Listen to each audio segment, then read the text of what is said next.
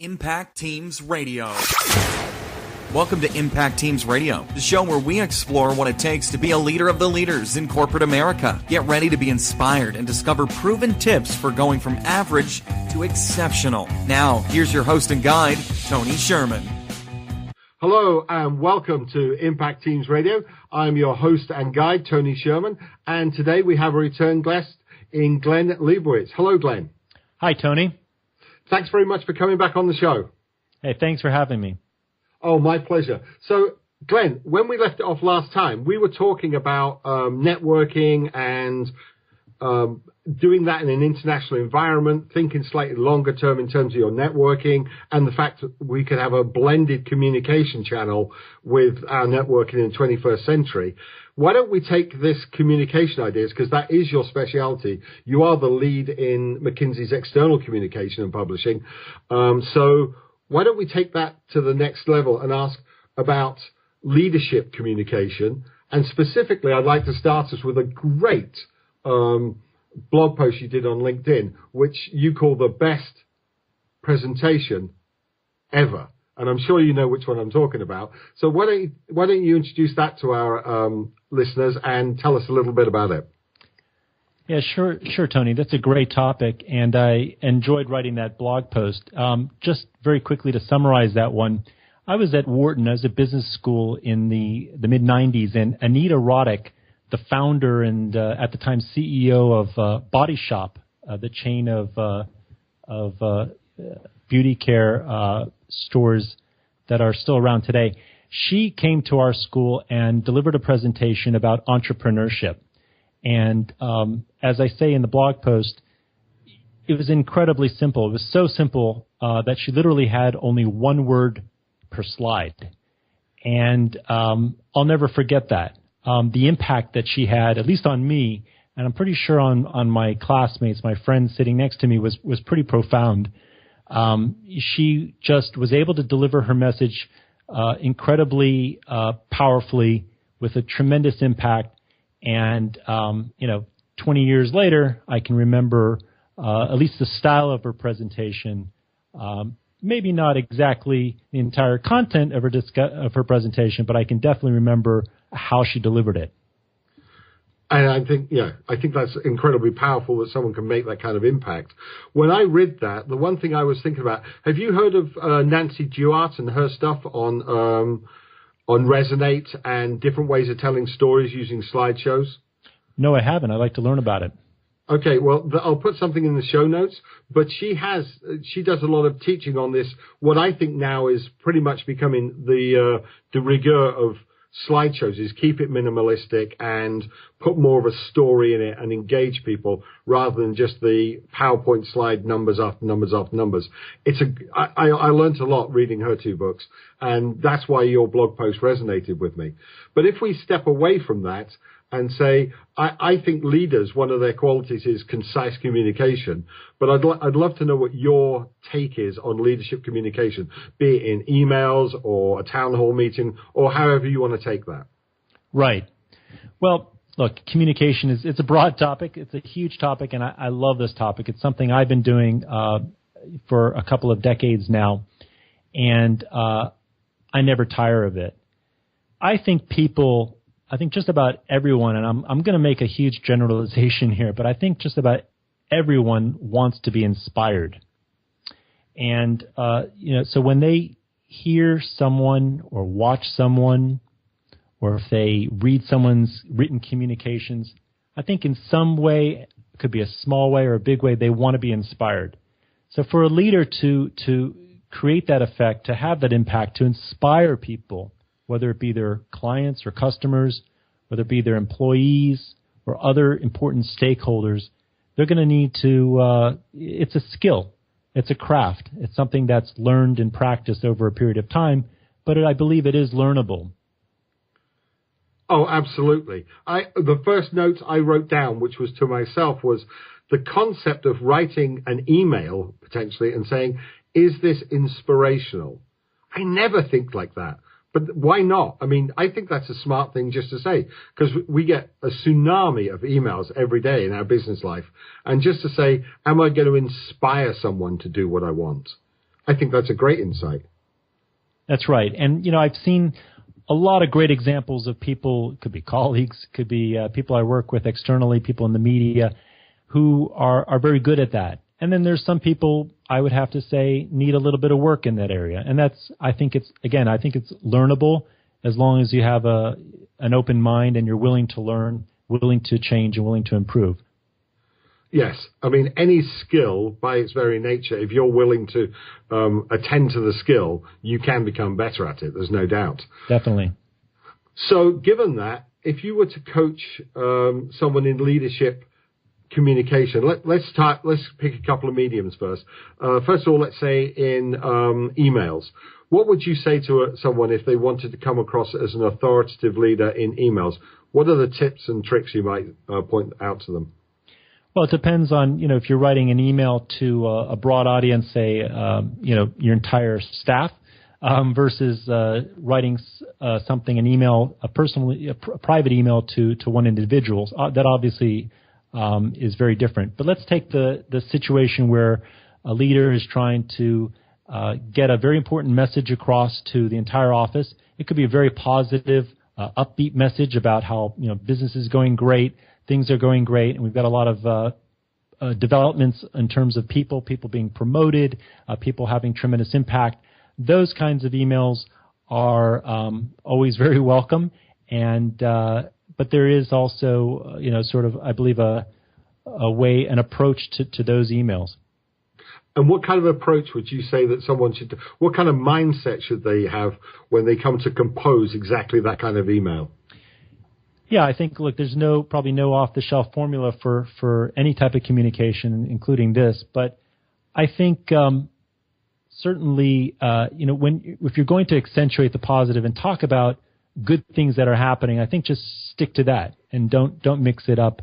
Don't caveat it. Don't counterbalance it with any other kind of less positive or negative news. So stay positive if that's going to be the overall tone of your message. The other thing is, I believe, don't go overboard in terms of length. You want to sort of get to the point. Maybe make sure that you have a very crisp set of points. Could be 3 or 4 messages that you want to get across, and just stick to that. You don't need to make it excessively long. I think the other thing is to highlight some stories and give specific examples of why this is a good thing, why someone who did a great job, why you think that's an example of best practice and performance, and also put things into context. Why is this good news? What and also what have we learned about from this positive experience? That's amazing. So here's what I'll reflect back to you what I think I heard you say, but in a slightly different order. Like, try to find some, if it's a positive email, try to find some stories that are specific, that are positive, upbeat, or when you communicate them, put them in a context, make sure they're crisp and focused. Sounds good.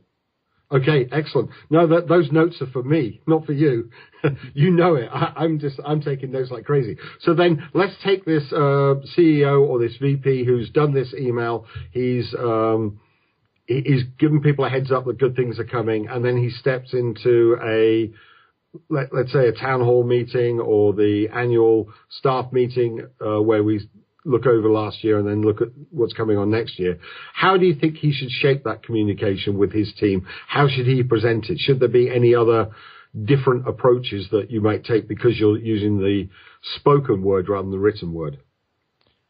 Right. Well, obviously, right. These are very, very different. I think, and it could also be a challenge, especially if you've got a large organization that you're dealing with, and it's not, say, if you can't fit everyone in the same room, and you're communicating by, say, video conference, you might have some technical challenges there, but I've seen it done effectively. And I believe, I think what's most effective is, if you keep the message succinct, to the point, and also have, have a vision of what do you want your audience, it could be your employees, to walk away from your presentation with? Is it what's sort of the one or two key what are the one or two key messages that you want them to walk away with? So it could be, business is good, the future is bright, and there are a lot of opportunities for all of us. Obviously, it would be nice to have that kind of message every single time. But, maybe the world doesn't work that way always, and sometimes there's some, maybe some challenging news, or, you need to provide a little bit of an update on what's really happening. And if it does come to that, then, certainly you want to, you want to be authentic and truthful, but you also want to put it into context. So, yeah. Okay, so when we're sharing bad news, you said about authenticity and truthfulness and context. Are there any other things that we should be aware of? And I'm thinking specifically when you wrote your 6 tips on emails, write your message as though you could be shared with 10,000 people or 1 million people. So are there any other things in that? Because almost anything we communicate today could easily become public knowledge and used later on in a different context. So are you thinking like that when you're sharing potentially bad news? Well, certainly, I think what you just mentioned is pretty accurate for many types of organizations, not necessarily private companies, but also public institutions. So, they have there's news that you want to sort of keep in-house, but you can't assume that it'll stay in within the organization. You have to assume, given how porous communication channels are these days, that things could easily get out. So I think what you want to do is you want to be truthful, but you also, you're going to have to be a little bit circumspect about what you say. Does that not, those kind of constraints, and I agree with you that they're real constraints, but does that not in some ways then constrain the leader from being authentic and truthful, because he always has to be diplomatic and potentially can lose the edge through his diplomacy? Yeah, I think you have to strike the right balance, but I would certainly err on the side of being truthful and authentic.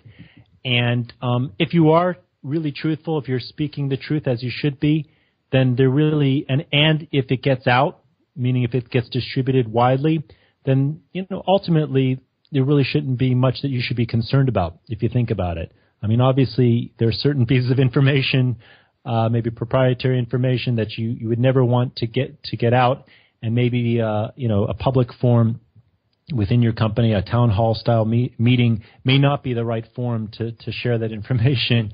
But I think if you are speaking the truth and you're being honest with at least your employees, I think in some way or another, that information will get out and will be shared outside of the organization. I think the possibility of that is very high. But again, I think you should just be confident that what you say is going to be constructive and is going to be helpful to the people that work inside your firm, and also the people with whom you work externally. Could be clients, customers, suppliers, and as long as you're truthful and since authentic, I think that will stand you in good stead. Yeah, I would agree with you, because I know that occasionally I've come across communications that weren't intended for me. I was CC'd on something after a long conversation. They forgot that halfway down the email chain there's something that I potentially shouldn't know.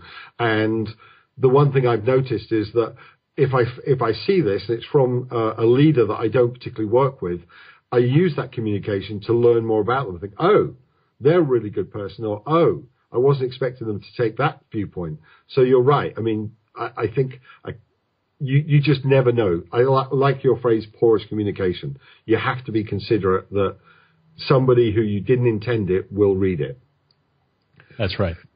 So if we take that, and now I want to take a different track on the last few minutes on communication, and look at it from a professional business. If you're trying to build your brand and trying to get your identity out there as either an individual contributor or as a company. You wrote a great article about LinkedIn blogging and why it was crushing it. Do you want to explain more why you think LinkedIn blogging is such a powerful platform? Right. Well, LinkedIn has 330 million members, and about 2 years ago they set up the Pulse network, where they publish content both from external sources and also from their contributors, the so-called influencers. This year they've opened it up to almost everyone who is a member of LinkedIn. They've been gradually rolling out the access to the publishing platform so that anyone could blog on the platform. And I think this is, if you look at their platform and compare it to others, it is unique because of the size of their global network, the size of their membership, gives you tremendous potential exposure to your blog post. Their editors will also tag it under one of their channels, giving it extra exposure, and it also depends on the size of your network on LinkedIn. So the larger your network, the more people will see your material. Why does this matter? I believe blogging, as you know, has really taken off over the past few years, and I believe will continue to grow exponentially because of the power of blogging. It gives people, individuals and companies, a platform to publish their ideas, just about at will, at any time, any given time, on any topic that they deem interesting or relevant to themselves or to their companies. So I think LinkedIn is certainly not the only blogging platform out there. There are a lot of options, but I wrote that post because I see it as a very effective platform and has tremendous potential going forward. Yes, I would totally agree with you on that, because the one thing about LinkedIn's blogging that I think is phenomenal is that it's inside a business bubble. How difficult it is normally when you're marketing or communicating a message to make sure that you put it in a position where the people you want to read it are most likely to read it. That's one of the key challenges in marketing, I think, is making sure you position your message in the right place. And I think LinkedIn is powerfully giving you a leg up in that area. Certainly. I'd have to agree with you on that front. Also, I think just the nature of the community is in general, it's very professional. If you look at the quality of the comments, it's actually in general very, very high. People are also very supportive. If you write a good piece of content and you share it, people are appreciative and they'll share it with their networks. Yes, absolutely. So, Glenn, I want to thank you so much for sharing your time with us today. Thanks, Tony. It's been great to be on your show. I really appreciate it. Thank you. Thanks for coming back and talking about communication and specifically leadership communication. I appreciate the contribution. Thank you. Okay, Impact Nation, you know what to do. There has been more than one good idea here. I've got 2 pages of notes scrolled down that I know I'm going to go rewrite, put back into my Evernote, and review again. So take something that you've learned today, put it into your leadership toolkit, practice it over the next 6 months, and there's plenty to practice here. And if you do, you will be a stronger leader in 6 months' time than you are today. So until next week, this is Tony Sherman, your host and guide, wishing you a great week. That's it for this week. Thank you for listening. Now go and apply these few gems. Make the wisdom you have heard your own. If you want to be part of our launch success, then please go to impactteamsradio.com/love and tell the world. If you want more and never want to miss a beat, please go to impactteamsradio.com/subscribe. If you have 3 minutes, we would love to see a positive review on iTunes. And until next time, remember to act on what you've learned, and you'll be ahead of most of the world. Impact Teams Radio.